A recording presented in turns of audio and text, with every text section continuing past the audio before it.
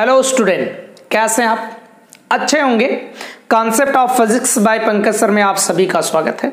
और आज हम लोग पढ़ेंगे स्टूडेंट सार्थक अंक। ये बहुत ही महत्वपूर्ण है।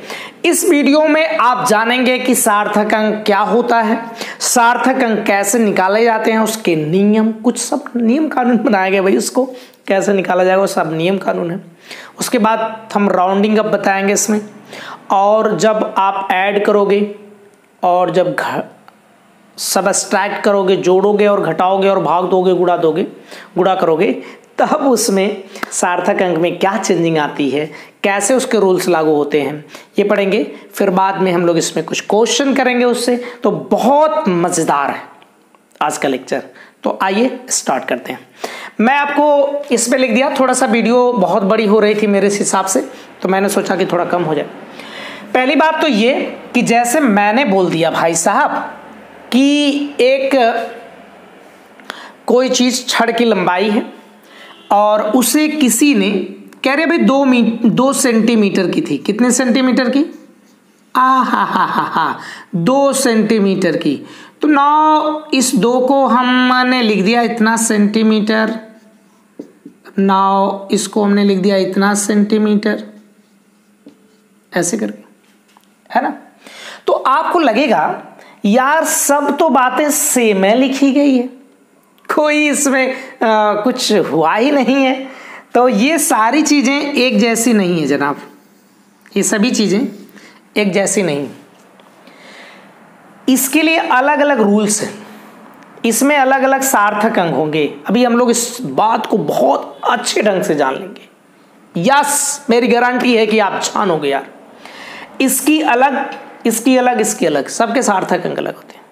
तो हम लोग इसमें सार्थक अंक के बारे में थोड़ा मोड़ा जानेंगे। तो ये मैंने एक छोटा सा एग्जांपल किया। इसके बाद हम लोग आते हैं सार्थक अंक क्या होता है कि उसमें हम देखिए संख्याओं को चुनते हैं।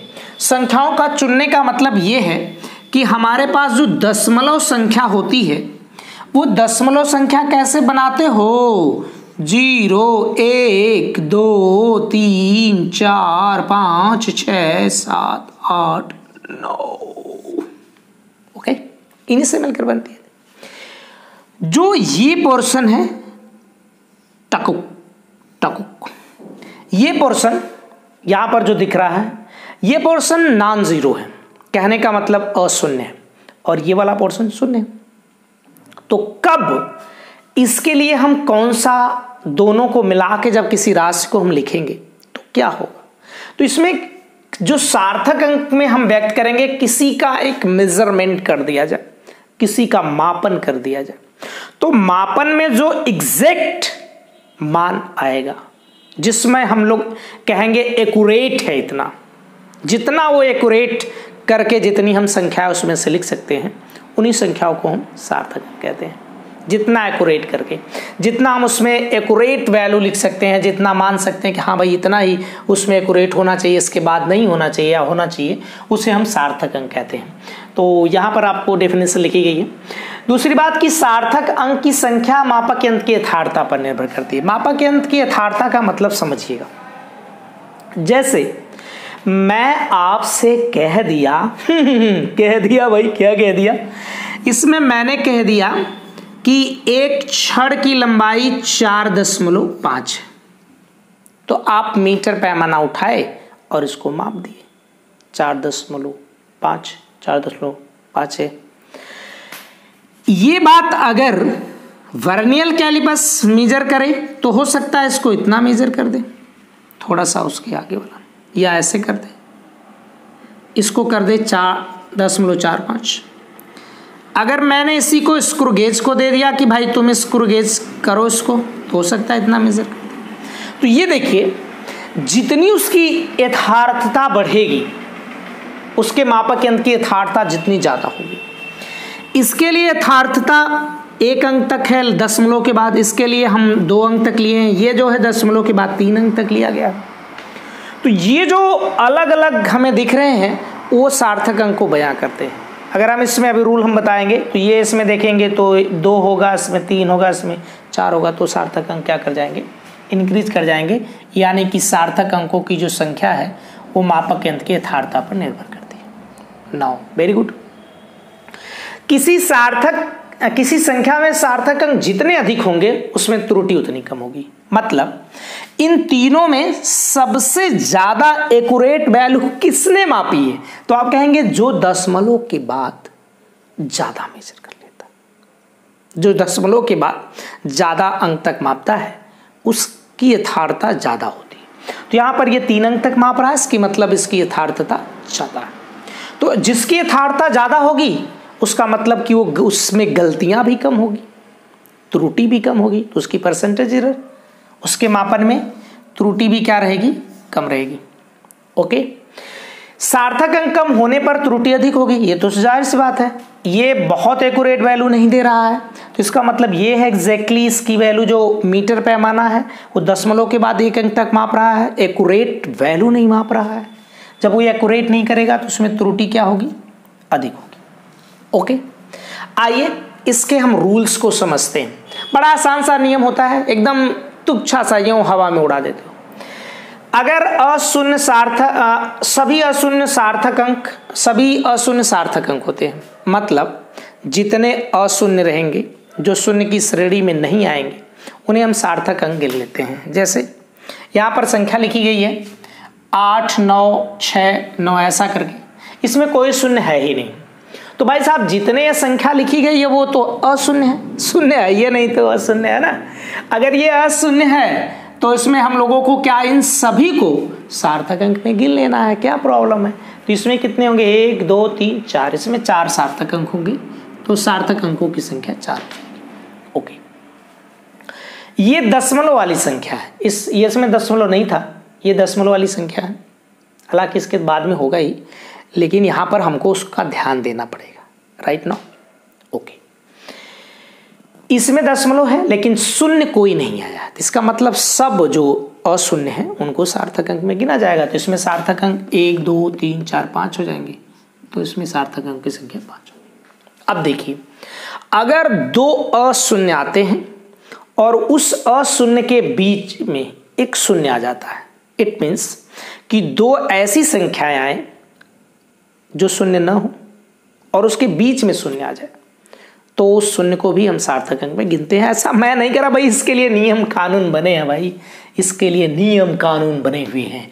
तो ये नियम कानून इसका देखो 2, 0, 0, 3 है। तो ये जो 2 अशून्य है, ये अशून्य है और ये अशून्य है, इस अशून्य के बीच में यहां पर 2 शून्य आ रहे हैं, इसका मतलब इस शून्य को भी हम सार्थक अंक में गिनेंगे। ये नियम कहता है। कौन कहता है? नियम कहता है। यहां देखिए, ये देखिए 2 अशून्य है, मतलब एक अशून्य संख्या ये है, एक अशून्य संख्या ये है, तो इनके बीच में एक शून्य है, ये सार्थक अंक में गिना जाएगा। यहाँ देखिए एक 3 और 4 है, ये 2 अशून्य संख्या, इनके बीच का एक शून्य है, तो सार्थक अंक में गिना जाएगा। तो इसमें सब सार्थक अंक है, तो 3, 2, 5, 1, 6, तो सार्थक अंक की संख्या 6 हो गई। ओके, अब बात सुनिए, अगर ऐसा होगा कि दशमलव के पहले, बाद वाला थोड़ा सा हम बाद में करें, दशमलव के पहले कोई भी अशून्य ना हो, यानी कि शून्य हो, तो उसके बाद जो दशमलव आएगा उसे भी हम सार्थक अंक में नहीं गिनेंगे। जैसे यहां संख्या देखिए, ये देखिए दशमलव है, इसके बाद वाला ये शून्य है, यानी कि कोई भी संख्या नहीं आई। तो इसके जस्ट बाद अगर हम देखें तो यहां पर हमारे पास ये शून्य है और इन शून्य को भी हम उस सार्थक अंक की श्रेणी में नहीं गिनेंगे। तो इसमें सार्थक अंक केवल कितना होगा? 3 और 5, यानी कि 2 अंक होगा, तो 2 हो जाएगा सार्थक। इस वाले के लिए भी ये शून्य है और इसके बाद वाले शून्य को नहीं गिना जाएगा, और इसमें 1, 2, 3 सार्थक अंक होंगे, यानी कि 3 सार्थक अंक हो जाएंगे। अच्छा सर जी, हाथ से मिटाइए मत, मिटाए दिए। एक कहानी इसी को हम आगे थोड़ा बढ़ा दें कि मान लो 0.030 ऐसा हो जाए, तो भैया में सार्थक अंक कितना होगा? सोच लो यार, वो तो कहानी उसी तरह की हो गई।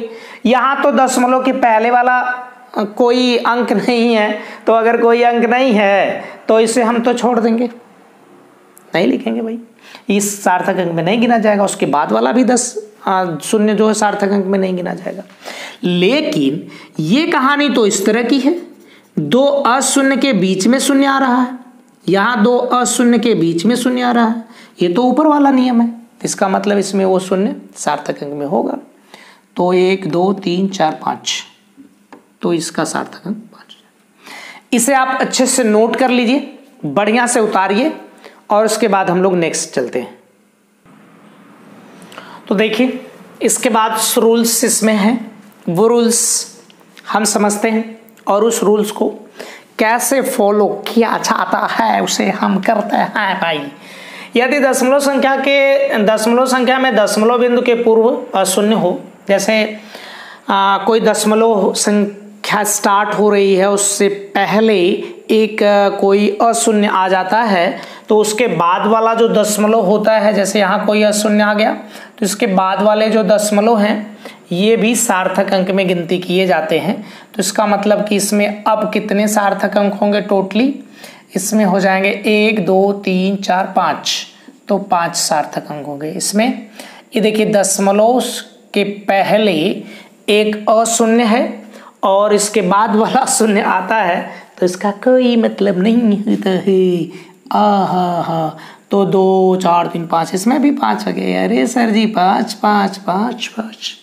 ओके, अगर कोई संख्या ऐसी हो जिसमें दशमलव हो ही ना और उसके अंत में 0 आ रहा हो ये देखो, इसमें ये दशमलव संख्या नहीं है और इसके लास्ट में यहाँ 0 आ रहा है, तो इस 0 को हम सार्थक अंक में नहीं गिनेंगे, ये बेचारा नहीं रहेगा सार्थक अंक, तो इसे हम हटा देंगे, नॉट सार्थक सिग्निफिकेंट फिगर में।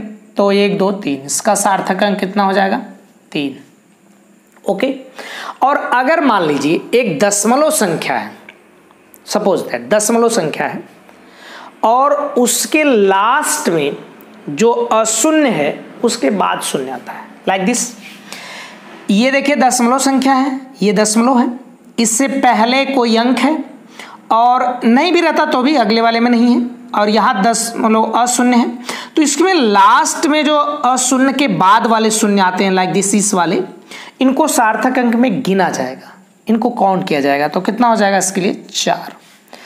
यहाँ देखिए ये रूल है कि दशमलव के पहले अगर कोई शून्य आता है या कोई अंक नहीं आता है तो उसके बाद वाले शून्य नहीं लिए जाएंगे। इसका मतलब जनाब कि ये वाले शून्य नहीं लिए जाएंगे। क्या बच्चों आपको लग रहा है, समझ आ रहा है? तो यहाँ देखिए ये शून्य को लिया जाएगा, इसका मतलब इसमें भी सार्थक अंक कितने होंगे 4। तो हमें थोड़ा मोड़ा याद हो रहा है हाँ कि इसके रूल्स को आपको नियम बनाए गए हैं और कानून बनाए गए, इसे आप पढ़ो याद करो, तो उसके बाद हम लोग सार्थक अंक आराम से कर लेंगे, प्रैक्टिस करने की जरूरत है। अगर कोई संख्या घात के रूप में लिखी गई है कुछ समथिंग करके, तो हमको घात से लेना देना है ही नहीं भाई, साफ बात ये है। जैसे यहाँ 2.3 गुणे 10 की पावर 5 लिखा गया है, तो कुछ 10 की पावर 5 का कौनो नहीं मतलब है, वो 10 की पावर 5 का कोई नहीं मतलब। तो यहाँ 2.3 में कितने सार्थक अंक होंगे 2। इसमें 10 की पावर -7 आ गया, अरे यार -7 आ गया, तब क्या करें? हो क्या करो भाई, कुछ नहीं करो यार, इसमें भी सार्थक अंक तो ही होगा, पावर से कुछ लेना देना नहीं। ओके, एक बात मजेदार है कि अगर हम दशमलव की पोजीशन बदल दें, ओके, दशमलव को यहां से हटा के उसका स्थान चेंज कर दें, जैसे यहां देखिए दाहिने तरफ से दशमलव 1 अंक पे लगा है, फिर यहां पर 1 2 3 अंक पे हो गया, फिर यहाँ पर 1 2 3 4 अंक पे हो गया, यहाँ पर 1 2 3 4 5 6 अंक पर हो गया। तो ये जो चीजें लिखी गई है इन सभी के लिए जो सार्थक अंक होगा वो वही रहेगा जैसा पहले सुटेबल था, 1 2 3 4 5, तो इसमें सार्थक अंक 5 होगा। इस सब को पावर में बदलने से कोई मतलब नहीं, यानी कि अगर दशमलव की पोजीशन बदलती है तो सार्थक अंक में कोई परिवर्तन नहीं होगा। ओके, चमका कि नहीं चमका यार, मजा आया कि नहीं मजा आया, बताया करो मजा आ रहा है कि नहीं मजा आ रहा। बहुत मजा आएगा, एकदम एक्साइटेड रहो। किसी समीकरण, मतलब कोई ऐसा हमें समीकरण दे दिया जाए जिसमें क्या हो कि उसकी वैल्यू फैक्ट हो, यथार्थ हो, एक्यूरेट हो। जैसे हमारे पास यहां पर व्यास बराबर होता है त्रिज्या का 2 गुना, तो इसमें जो 2 मेजर करके उसमें रख दिया गया भाई कि वो 2 ही रहेगा। तो अगर एग्जैक्ट वैल्यू है, वैल्यू एग्जैक्ट है, तो भाई साहब इस वैल्यू को बहुत तरीके लिखने का, 2.0, 2.00, 2.00, ऐसे 3 जीरो लगा दो, ऐसे बहुत लिखते जाओ। और इनमें सार्थक अंक ही होते हैं, इसमें 2 सार्थक अंक, 3 सार्थक अंक, 4 सार्थक अंक, ऐसे। तो इसमें सार्थक अंक का गिनती नहीं, इनफाइनाइट हो जाएंगे। इसके लिए जैसे मैंने घन का क्षेत्रफल निकाल दिया, तो उसके लिए जो ये 6 आया है वो यथार्थ है, वही आएगा 6 एकदम फिक्स हो गया। जब अगर 6 फिक्स हो गया है तो साफ मतलब ये है कि इसकी वैल्यू एकदम एग्जैक्ट है, यथार्थ है, तो इसकी सार्थक अंक को हम अनंत तक लिख सकते हैं। अपूर्णांक, जल का अपूर्णांक 1.33 होता है। 1.33 जो है वो डिवाइड करके फिक्स कर दिया गया, भाई इतना ही है, वो एग्जैक्ट वैल्यू है। तो एग्जैक्ट वैल्यू के लिए हम लोग सार्थक अंक कन्फाइम नहीं कर सकते। अगर ऐसा होता है उसमें अपूर्णांक बराबर इसको, तो आप इसे देखकर 3 सार्थक अंक मारोगे तो गलत हो जाएगा। तो इसमें आपको सार्थक अंक कितने लेने हैं? इनफाइनाइट लेने हैं। इसमें सार्थक अंक की संख्या अनंत होगी, राइट। इसे आप नोट कर लीजिए, अच्छे से बढ़िया से नोट करिए। तो देखिए हम लोग इसके बाद इसमें और भी हम लोग रूल्स करते हैं। इसमें 2 सार्थक अंक के बीच में अगर शून्य आता है तो सार्थक अंक में गिनती उसकी होती है। जैसे अगर ये वाला शून्य, जैसे अभी रूल्स ये कहता है कि अगर हम लोग ऐसे 30 लिखे रहते तो इसमें 0 को हम लोग सार्थक अंक में नहीं लेते भाई। ये तो इसमें कितने सार्थक अंक होते? एक ही सार्थक अंक होता, केवल ये 3 वाला सार्थक अंक होता, उस वाले 0 को नहीं लेते। परंतु इस दशमलव के बाद वाला जो 0 है उसे सार्थक अंक में गिना जाता है। और जब इससे गिना जाएगा तो बात यहां रही कि इस सार्थक अंक और इस सार्थक अंक के बीच में, हाई सार्थक अंक में है और इधर 3 भी है, तो इसके बीच वाला जो शून्य होगा उसे भी हम सार्थक अंक में गिनेंगे। इट मीन्स कि इसमें कितने सार्थक अंक होंगे? 4। उसी तरह यहां पर भी देख लीजिए, तो इसमें 2, 2 4, 2 6, इसमें सार्थक अंक की संख्या कितनी होगी? 6। लेकिन यहां आ जाइए, ये तो दशमलव वाली संख्या है ही नहीं, और दशमलव वाली संख्या नहीं है जनाब, तो इसका मतलब साफ है कि ये वाले 0 को हम लोग सार्थक अंक में नहीं गिनते हैं। अगर अशून्य के बाद कोई शून्य आता है, लास्ट में शून्य आते हैं, तो उसे हम लोग सार्थक अंक में गिनते नहीं हैं। तो इसमें सार्थक अंक की संख्या कितनी रहेगी? 3। ओके। जब मात्रक बदलता है तो उसके सार्थक अंक नियत रहते हैं, सार्थक अंक उसका नहीं बदलना चाहिए। लेकिन कहीं कहीं ऐसा होगा, जैसे मान लीजिए 2.5 मीटर कोई लंबाई वगैरह समथिंग है, तो इसमें सार्थक अंक की संख्या कितनी होगी? सार्थक अंक इसमें 2 होंगे। ओके। जब ये सेंटीमीटर में बदला जाएगा तो इसमें 100 का गुणा कर देंगे। जब 100 का गुणा करेंगे तो 250 सेंटीमीटर आ जाएगा। यानी कि इसमें ये वाला भी शून्य सार्थक अंक में गिनती नहीं करने वाला है, तो इसमें सार्थक अंक की संख्या 2 हो गई। बट ये देखो यहाँ पर काम नहीं कर रहा है। कैसे? जैसे आप मानो कि हम बोलें कि 2 किलोमीटर लिखना है, तो 2 किलोमीटर को आप लिख सकते हो 2.0 किलोमीटर, तो लिखा 2 ही किलोमीटर है। इसमें सार्थक अंक कितने हैं? तो भाई साहब इसमें सार्थक अंक 2 है। इसमें पूछा जाएगा कि कितने सार्थक अंक हैं, तो इसमें सार्थक अंक की संख्या 1 है। इस शून्य को सार्थक अंक में नहीं गिना जाएगा। फिर यहां पर आ जाइए तो देख लो भाई, इस पावर का कोई लेना देना नहीं, दशमलव के बाद वाले शून्य को सार्थक अंक में गिना जाता है, तो इसमें सार्थक अंक कितने होंगे? 2 होंगे। तो इसको लिखने का तरीका ये सटीक कौन होगा, इस हिसाब से हम लोग कर लेंगे। ओके। ये सही नहीं है, इसका सार्थक अंक गलत आया। उसी के हिसाब से यहाँ पर एक सवाल देख लेते हैं। देखिए यहाँ पर लिखा गया 0 किलोमीटर, बात यही है। तो हमने इसको 4 विकल्प दे दिया कि ऐसे भाई आप इसमें गेस कर लो। तो आप कहोगे यार इस तो बात सही है कि 2 किलोमीटर को आप 2000 मीटर लिख सकते हो, एकदम करेक्ट है। हाँ भाई वो मैथमेटिकल करेक्ट है, लेकिन हम लोग सार्थक अंक के हिसाब से ये करेक्ट नहीं है, क्योंकि अगर हम इसमें देखें तो इस वाले में कितने सार्थक अंक हैं, 2 हैं, और जब आप इसमें देखेंगे यहाँ पर तो सार्थक अंक कितने आएंगे, 1 सार्थक अंक इसमें आएगा। इसमें बात करेंगे तो सार्थक अंक 2 होगा। देखो यह भी मैथमेटिकली सही लिखा गया है, बात वही है, बट ये भी सार्थक, ये भी करेक्ट नहीं है। ये करेक्ट इसलिए नहीं है कि इसमें सार्थक अंक की संख्या कितनी है, 1 है।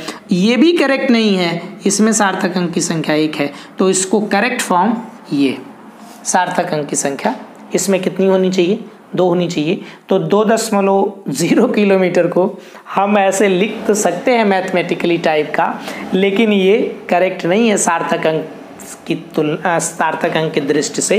तो ये आपका करेक्ट नहीं है। ओके, यहाँ पर मैंने कुछ ऐसे न्यूमेरिकल टाइप ऐसे कुछ लिख दिया, इसको फटाफट कर लेते हैं। इसमें सार्थक अंक की संख्या 3 होगी, इसमें 1 2 3 4, लास्ट वाले 0 को दशमलव के बाद वाला है तो लिया जाएगा, तो इसमें 4 हो जाएंगे। इसमें 2 अशून्य के बीच में शून्य आता है तो ये सार्थक अंक में गिना जाएगा, 3 2 5 हो जाएगा इसका सार्थक अंक। इसमें देखिए यहाँ पर 2 अशून्य के बीच में दशमलव ये शून्य आ रहा है तो सार्थक अंक में गिना जाएगा, और लास्ट में 0 को भी हम सार्थक अंक में गिनेंगे तो 3 3 6 इसका हो जाएगा। अगर हम बात करें यहाँ पर तो इस शून्य को सार्थक अंक में लिया जाता है, रूल्स बैकवर्ड करो वीडियो को और उसे देख लो। यहाँ पर यहाँ क्या हो जाएगा, इसके बीच का ये शून्य है तो ये भी सार्थक अंक में होगा, तो कितना आ जाएगा, 3 2 5 इसके सार्थक अंक होंगे। ये दशमलव संख्या है तो दशमलव संख्या के अशून्य के बाद वाला शून्य सार्थक अंक में गिना जाता है, इसका मतलब इसमें सार्थक अंक की संख्या 3 होगी। यहाँ देखिए ये दशमलव संख्या नहीं है, तो इसमें जब ये दशमलव संख्या नहीं है तो ये वाला जो शून्य होगा सार्थक अंक में नहीं गिना जाएगा, और ये शून्य अगर सार्थक अंक में नहीं गिना जाएगा तो इसका मतलब इसमें 2 होगा। और ये तो आप देख के बता दोगे इसमें सार्थक अंक की संख्या कितनी होगी, 1 होगी। ओके राइट, तो इसे आप नोट कर लीजिए, अच्छे से देख लीजिए।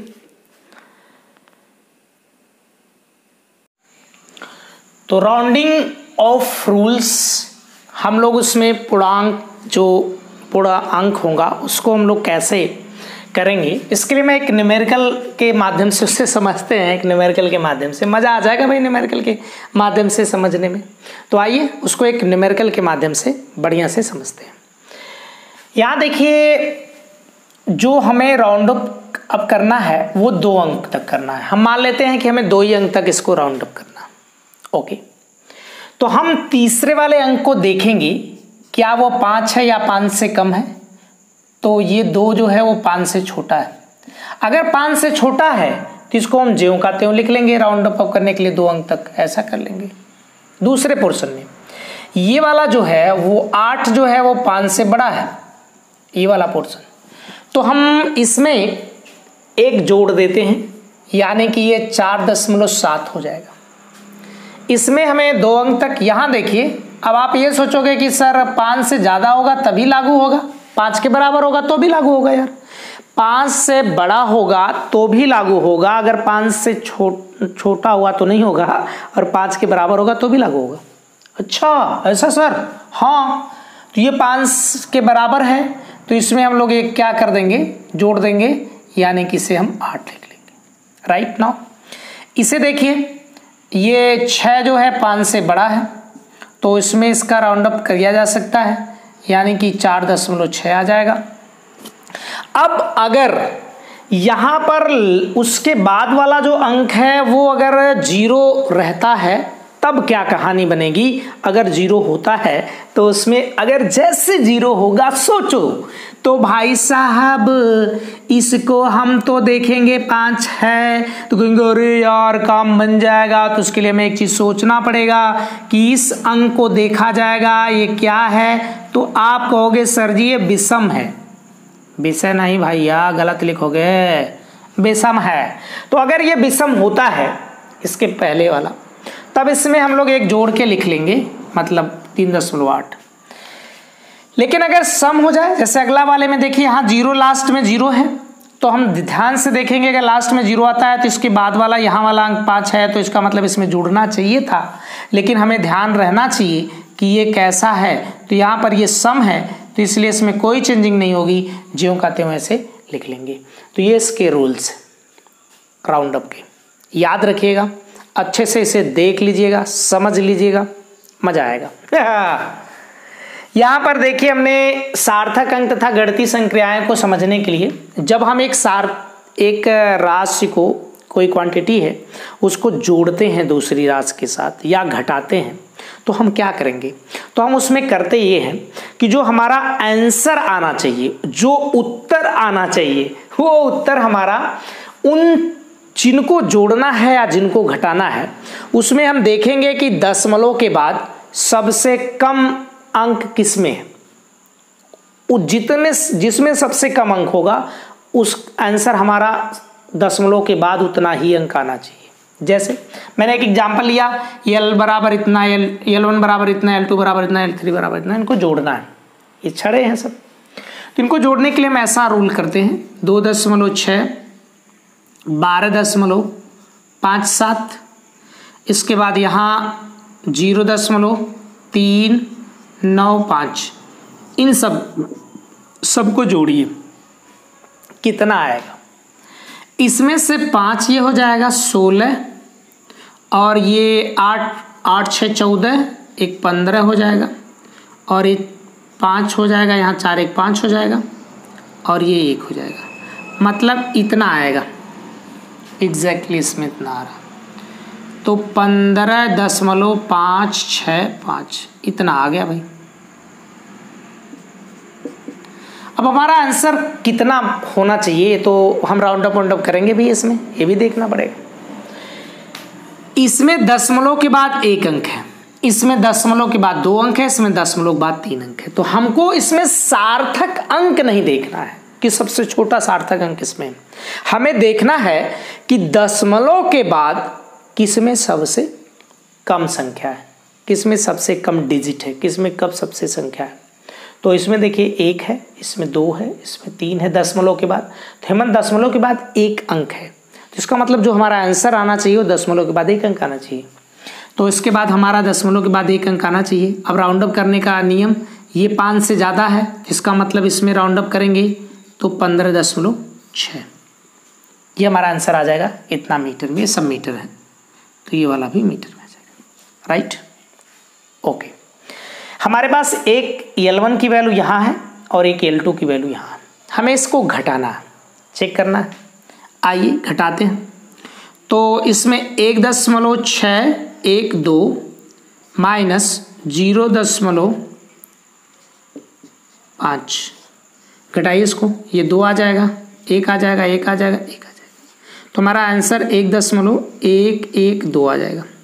लेकिन ये उचित सार्थक अंक में नहीं है, तो इसके लिए हम क्या करेंगे, अब चेक करेंगे कि जिन 2 राशियों को आप घटा रहे थे, जिन 2 मानों को घटा रहे थे, ओके, तो इसमें से सबसे दशमलव के बाद सबसे कम किसके पास अंक है, तो आप कहोगे अरे सर जी 1 अंक है दशमलव के बाद, यही सबसे छोटा है, 3 अंक है उसमें 1, तो सबसे छोटे को ध्यान में लिया जाता है ना भाई, सबसे छोटा बच्चा घर का प्यारा होता है, तो इसमें हम लोग सबसे छोटे को लेते हैं। नाउ करेक्ट आंसर देख लीजिए अच्छे से। यहाँ पर हम एक क्वेश्चन लिए हैं और ये जो क्वेश्चन है वो नीट 2020 का है, अभी रिसेंटली जो एग्ज़ाम हुआ है उसी में पूछा गया था, और आइए इस क्वेश्चन को करते हैं।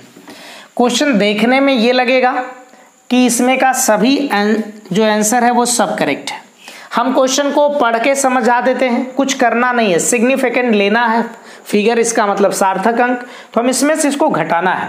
तो पहले इसकी वैल्यू हम लिखते हैं 9.99, इसके बाद इसमें है 0.0099, ऐसा है, माइनस करना, ओके।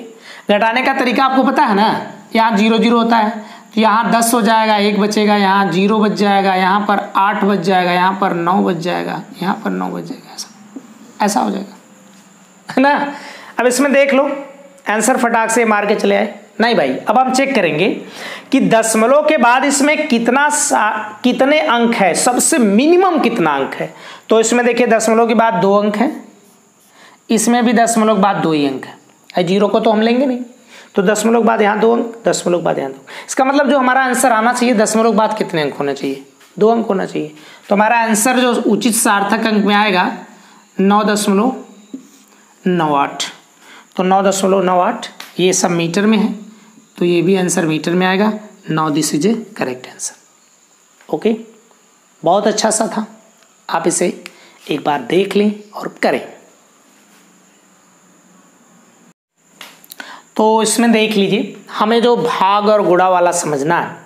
तो अभी तक जो हमने जोड़ और घटाना में समझा था, उसमें क्या था कि हम दशमलव के बाद वाले अंक को देखते थे, जिसमें सबसे कम अंक होता था हमारा आंसर उतने ही अंक दशमलव के बाद वाला अंक आता था ना।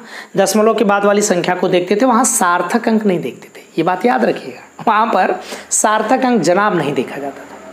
यहां पर हमें सार्थक अंक देखना है, जो जिनको जोड़ना है या जिनको घटाना है, उसके लिए हमें चेक करना पड़ेगा कि कम से कम सार्थक अंक कौन वाले में। जिसमें सार्थक अंक कम होगा उसी में हमारा आंसर आना चाहिए। एकदम एग्जैक्टली जिसमें सार्थक अंक कम होगा उसी में हमारा आंसर आना चाहिए। तो भाई साहब, जैसे क्वेश्चन है निर्वात में प्रकाश की चाल समथिंग कुछ है दिया है, तो आप जरा सा देखो इसमें सार्थक अंक की संख्या कितनी है। दशमलव के बाद यहाँ है तो 0 उस 10 को सार्थक अंक में गिना जाता है। इसमें 3 है, इसमें कितना है? 4 सार्थक अंक नहीं 5, 3 4 1 5, इसमें 2 है, 9 3, इसमें 3 सार्थक अंक है।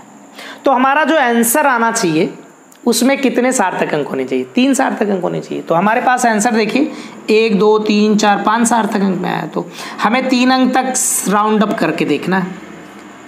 अब हम 3 अंक तक राउंड अप करना चाहते हैं तो उसके जस्ट बाद वाला अंक देखेंगे, जस्ट बाद वाला कितना अंक है। तो ये देखिए 7 है, 5 से ज़्यादा है ये वाला, तो इसमें एक जोड़ देंगे, यानी कि 9.47 गुण 10 के पावर 15 मीटर, ऐसा हो जाएगा कुछ इसका आंसर।